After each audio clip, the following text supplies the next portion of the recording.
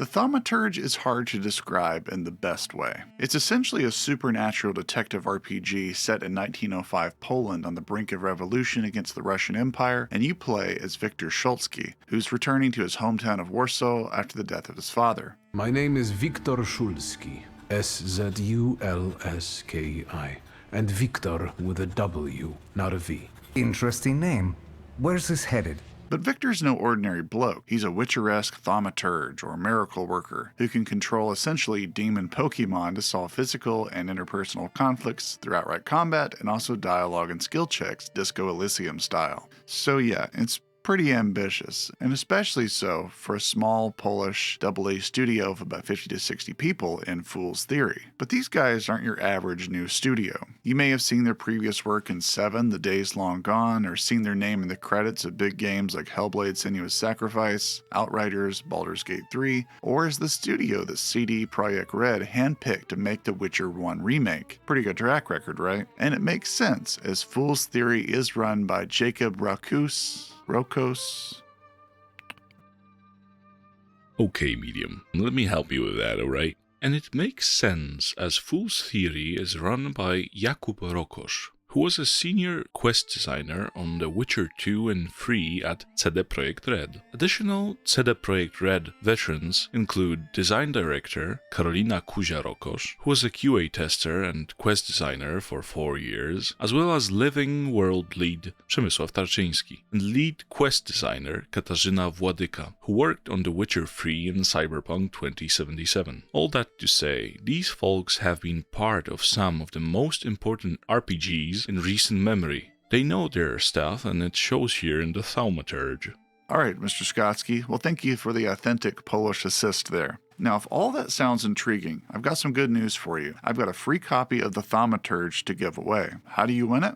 Well, just put in the comments the name of the Assassin's Creed character that I mentioned at some indeterminate part of the video, and that'll enter you to win on March 28th when I do the drawing. I'll be sending the code to your emails associated with your YouTube account, but if that email is not good, just let me know at highfunctioningmedium@gmail.com, and I'll send it to the email of your choice. If there's a problem with payment, we'll reach out to you. Okay, so I gave you the elevator pitch already, but let's get into the nitty-gritty, because there's a lot going on underneath the hood, especially in regards to the game's setting. The year is 1905 in Warsaw, the multicultural hub of Poland that's been occupied by the Russian Empire, and they endure the ardors of 100,000 jobs lost, conscription into the Russian army, and an impending recession. Various parties within Poland, or what accounts for it, are folks like the Polish Socialist Party who want violent revolution, the National Democratic Party wants to work with the Russians in hopes of increasing Polish influence from the top down, and the PPS left wants to work with the Russians to overthrow the Tsar, as they saw a socialist utopia as tantamount to actual autonomy for Poland as a country. There's even more going on here that we could go on for hours about, but this is the state of affairs that Viktor Szulski finds himself in at the start of the game, as he returns from abroad. Viktor is a fish out of water and the perfect protagonist. He's the son of a wealthy and connected aristocrat who was also a thaumaturge, but who gave him the tough love, if any love, kind of treatment, so their relationship was rather strained. Victor's called back to his home city upon learning that his estranged father has died under mysterious circumstances. His mother being Russian and also estranged as well is a point of conflict and makes him the perfect social hybrid, stuck between warring countries down to his very DNA. Victor's never felt at home in the bourgeois trappings of his heritage, and even less so because he's a thaumaturge who can detect, extract, and control demonic familiars called salutors, and even use them to influence and kill other people. Salutors are drawn to people with intense character flaws, and they amplify these flaws often to disastrous results, much like classic demonic possession. But in order to rid people of these demonic familiars, they actually have to extract the positive aspects of this character trait as well. It's a clever symbolism for how people's greatest strengths can be their greatest weaknesses as well. Even Victor himself struggles with the flaw of pride, and this becomes a choosable, repeatable dialogue choice throughout the game that supercharges an attribute that you have to make your default salutor more powerful, but it also means that you're an asshole. We'll talk more about this later, but even Victor's subject to the effects of the salutors that he congregates with. And that's important because Victor is essentially a witcher for demon Pokemon, and CD Projekt Red's history of adapting Andrzej Sapkowski's famous books is an obvious and fertile source of inspiration here, down to how Victor has to solve the petty day-to-day squabbles squabbles of the common man, on up to getting involved in international political intrigue, all affected on some level by salutors. Much like witchers, and probably even more so because so much of what they do is in the mind, thaumaturges are treated like witches, or at least dangerous freaks. You may not kill them in the streets necessarily, because you don't quite believe in them, because you're not quite sure if that really just happened, but you're paranoid enough about them to ostracize them and keep your distance. As such, Victor's talents are essentially as much a curse as a gift, as he's often leaned on by various shifty political actors in the upper class who tend to find his profession repulsive, but useful. It gives Victor the perfect excuse to drift between social strata as an RPG actor, doing what serves his own moral code the best. Now, these interactions aren't the most perfectly well written or acted, but they have heart and historical context. The voice acting is kind of all over the place, and it feels like it's from 2 generations ago, but often in the best way. Despite almost everything being some variety of Polish, Jewish, or Russian, many voice actors just inexplicably have American accents, and some Polish-named actors seem to almost be putting on an accent in order to sound more Polish. It's only a little distracting, but it adds to the double-A charm. This is also a game that doesn't take itself too seriously, and so it allows the player's imagination to do the heavy lifting and go, okay, I kind of see what you're doing there, and I can see where the budget may have played into this being the pool of voice actors that are available to you, so I read you loud and clear. Point received. I don't believe it. While the voice acting's a bit uneven, the writing itself is generally pretty decent. We get to see numerous quests about social upheaval, about the battle between socialist factions and the Russian Tar, about serial killers on the waterfront, or even just how thieves and prostitutes and gamblers and corrupt cops are flourishing in this chaotic setting. But while some may come to this game for social commentary or just a rich historical setting, I'd say that it's all more of a flavor in the end than an outright recipe being followed. This is a lot like, say, Disco Elysium, in that it's very dialogue heavy and kind of skill check based, and it deals with workers' rights and crime and low income places once the corpos have moved in and all of that, but it's not that heavy handed. In fact, as we'll talk about a bit later, the game's a bit uncommitted as to exactly whether it wants to be a supernatural RPG game or whether it wants to have something to say about the situation at the time and whether that, has real world applications to obviously things like the Russian invasion of Ukraine in the present day. And sometimes it does so at the expense of fun. But what Fool's Theory does in the meantime is paint the scene very convincingly. You do really feel like you're in a 1905 Warsaw, down to the dirt on the ground, puddles in the street, and the hum of city folk going about their day. When not engaging in combat or conversation, you'll be running around in the city in kind of a Disco Elysium-esque isometric view. There's unfortunately a good bit of stuttering when loading into new areas, and there's a fair bit of texture pop-in and jitters when switching perspectives and cutscenes, but the game looks really good for its budget, very period appropriate with the historically rich architecture. The music is also delightfully lively and diverse as well, pulling in elements of Western European classical music and also some Jewish influences, just to name a few that reflect the diversity of 1905 Warsaw. It's the stuff we live for in RPGs, that kind of feeling of just walking through the city and having the swell of music propel us on our adventure as we just soak in the atmosphere. It's good stuff. I felt something. Where is it? You'll have ample chance to explore Warsaw, and there are plenty of important landmarks to visit that net you XP for your trouble. Your travels will also turn up long quest chains that are comprised of notes, diaries, and other text documents that you find that give you a much bigger picture of the culture, from food and entertainment to astronomy and progressive movements like the Flying Academy, where women and various minorities could congregate to talk about ideas and bolster their job prospects and social standing together. It's cool stuff conceptually, but the execution is rather repetitive and boring, as the game really just requires you to go around and click on everything until you've gathered a critical mass of clues, and Victor then comes to a conclusion that either solves a quest by itself or allows you to ask a quest-critical question in the more involved quest to move it along. So you're not really a detective so much as you're a pixel hunter, which was also a criticism of Disco Elysium too, so... And I guess it's understandable how few games are actually good detective games, because it takes so much intelligence and craft to pull it off in a way that feels unscripted for the player. I mean, look at games like L.A. Noire, where all the cases you thought you were solving actually end up being a red herring.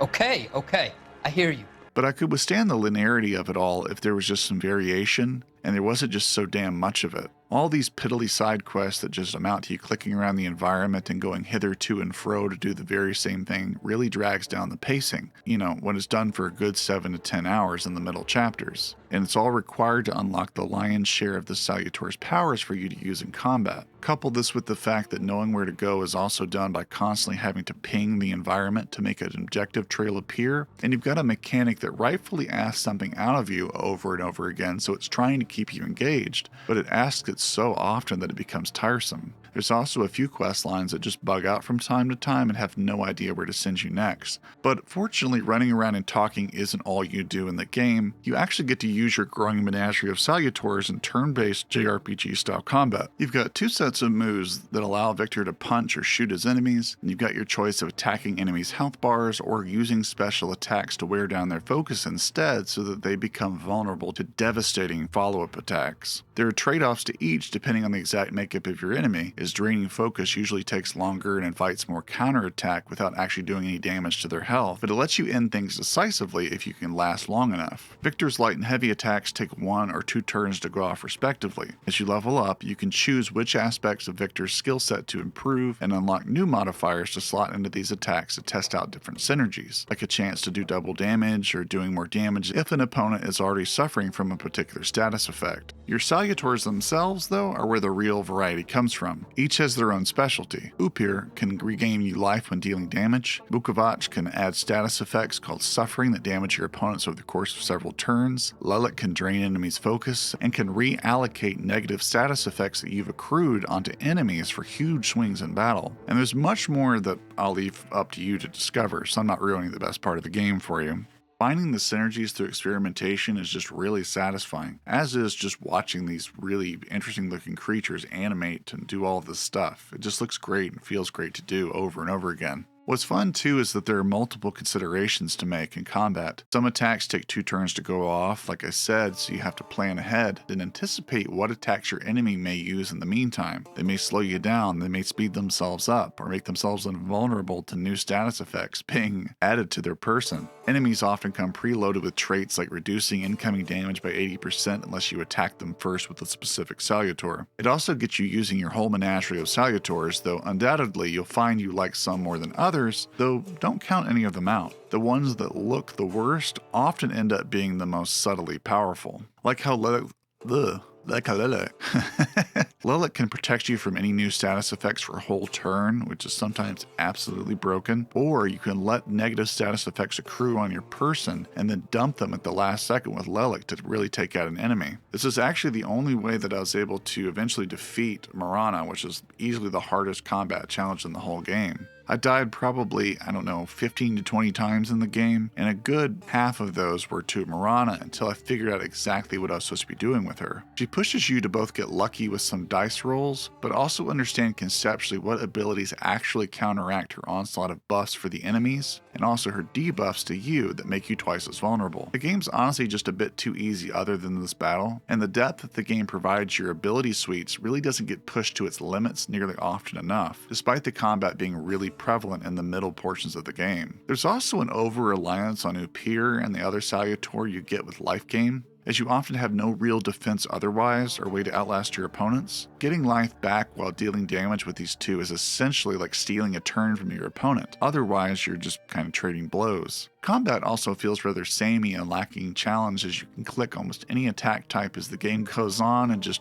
own your opponents. Now, the battle music's fantastic. It has this very kind of Persona playfulness to it, so you're never really heartbroken that you have to break out your Salutors and hear it again. But Fool's Theory doesn't pace combat out very well, seeming very insecure about how much time you spend just running around clicking on text boxes to advance abstract quest lines and endlessly pinging the environment to see where you go next. This means that combat often just pops up very frequently for the slightest of offenses, like you go into a bar, you talk to a lady that's there, and immediately the bartender assumes that you're hitting on her and need to throw you out, so he brings in his guys to kick your ass, and it's like, dude, I just got here. Calm down. So it really feels like the developers are looking for any excuse to pad the game out, or perhaps to counteract the slowness of other parts of the game with tons of combat encounters. If the fights were a little bit more interesting, had a little bit more variety in both how you had to interact with enemies to defeat them, but also what you were doing to defeat them. But regardless, if there's ever a Thaumaturge sequel, they have an incredible base that's often very entertaining to engage in, even if it wears out a bit by the end. But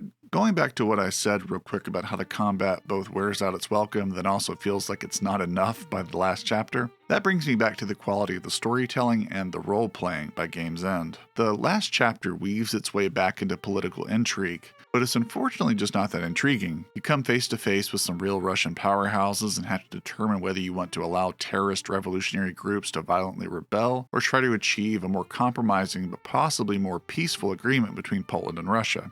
We just sort of feel like a redundant, retroactively added piece taking the credit for something that happened back in the day, much like Connor was in Assassin's Creed 3, where he was basically just another face in the crowd doing the same thing that everybody else was. And then once we've taken credit for something that generally happened in history, we get one of the 3 endings that I had available to me in a non-Pride playthrough. If you're like me, you did every single side quest that you could find and did every single little bit of XP gathering, whether notes or landmarks or what have you, so that I could unlock the salutors and the powers and hopefully get the most use out of these, see the most parts of the game that they had worked on. But honestly, once I got to the end, I felt kind of cheated and let down.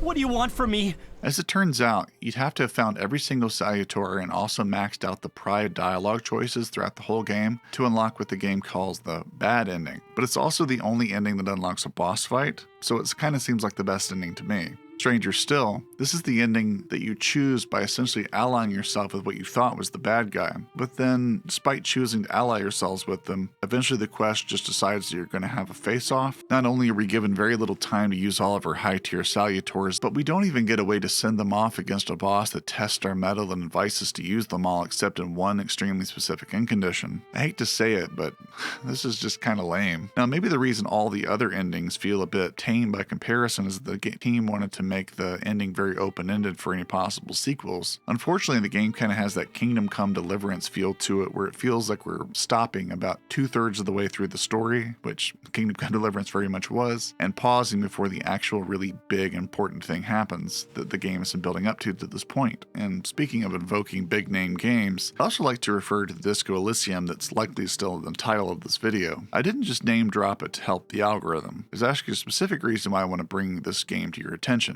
Not my favorite topic, but okay.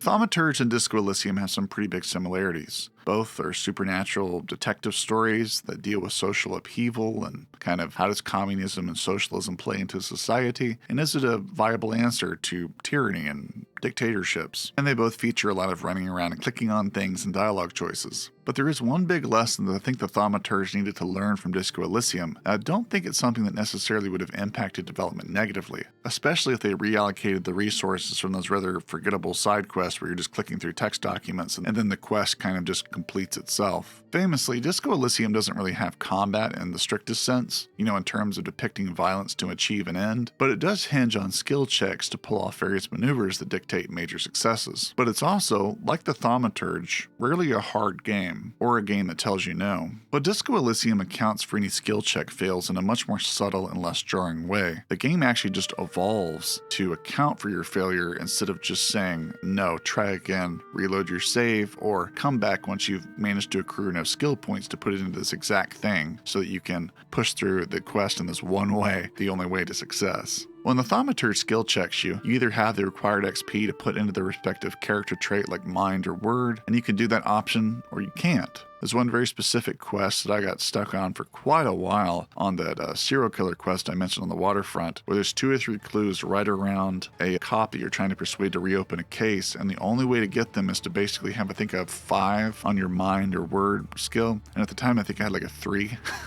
So it took me probably another 5 to 7 hours to accrue enough experience to then just be able to choose that exact skill tree so that I could make this quest progress, because I really wanted to see the ending of it. In Disco Elysium, most failure in skill checks isn't a hard stop, but a different version of events that unfolds to account for your failure. Now, I understand that Disco Elysium is no small project and has much different strictures because it's not having to account for a combat system. It can take the time to make all these cool little cascading things happen in ways that the Thaumaturge just isn't prioritizing in the first place. place by keeping things locked behind skill checks so that you basically can't progress them until you've clicked around enough or grinded out enough menial side tasks to make your abilities high enough to do the thing you want to do. The game actually feels like it's working against itself a good bit, especially when it doesn't even give you a whole lot of room to use these new characters that you've unlocked towards the end of Act 2, and then Act 3 is basically over with only a couple fights to use them in. It just feels like the Thaumaturge is both missing an easy opportunity to make itself more interesting and flow better, but then also removing the very reward for all the grinding and the combat that you've been trying to get better at and make more interesting for yourself to see more of the team's work.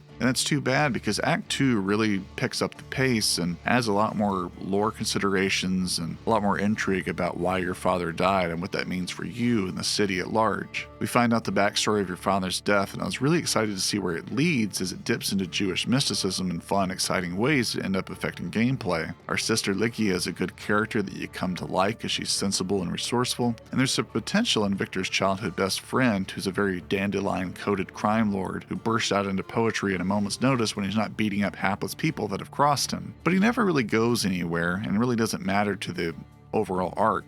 He's just kind of a fun, roguish Han Solo type that you have around who's just, there for comic relief. There are a decent amount of characters, though, like Lygia and I think one or two other major characters that don't really have a whole lot to do with the ending or how events play out, which I thought was a strange choice. I even accidentally spoiled the final boss for myself when I was looking up a super basic piece of information. Not only did that spoil the best ending of the game, but it was also super flabbergasting when I got to the end and was surprised that that boss fight wasn't even an option that I could choose.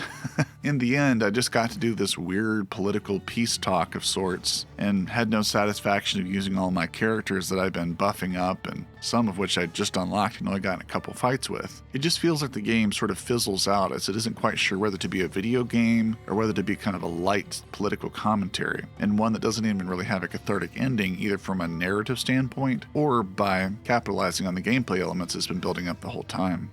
But even if the story's a bit unfocused here, it's usually pretty interesting. The dialogue is charming, if a little janky. The lore is excellent. The world building and the sense of place is educational and interesting. Victor's a great protagonist, and he dresses very well. The Salutors are very fun to control and watch. This game is just exactly the type of AA project that I want to see more of. So if you like games like The Witcher, Disco Elysium, Persona, and even rich historical games with a lot of charm like Vampire, then go ahead and give the Thaumaturge a try. It may not always be compelling, and sometimes it may be working against its own best interests, but you're going to be hard-pressed to find many RPGs that have this much sense of place and character to them, and that are also this much value for your dollar. The Thaumaturge at full price is only about $35 USD, and it's at least a good 20 hours in there, so you're getting your money's worth. So even if sometimes it works against itself, it's still pretty charming, like a good manipulation check with a Salutor. Why don't you relax and listen to the words of a wise woman? Well, all in all, I'm sorry, Bogdan. Oh, one last thing before we go. Don't forget to comment the name of the Assassin's Creed character that I mentioned to enter yourself to win in the drawing on March 28th for a free Steam copy of the Thaumaturge, if you liked what you saw here. Thanks all for watching, and I'll see you soon. So, if you're enjoying the channel and want to help it get to the next level, please consider becoming a patron or a channel member. By doing so, you'll be shouted out in the credits of every video, get early access to new videos, receive game keys as available, and even be able to vote or contribute to upcoming projects. Sounds pretty good, right? Well, these people thought so, and I have to thank them very much for their generous support. Mark Neubauer, Deadforge, Hey Blondie, Yak Show, M, Bibby F. and Bloxburg, Melancholy Geek, Garrison, and an extra special shout out to those contributing to my highest paid tiers, James Wyatt, and the Nth Review. And if you're not tired of me by now, check me out on the Quad Damage podcast with Deadforge and Robert Yap as we talk first-person games with developers and content creators alike. God bless you everyone, and I'll see you soon.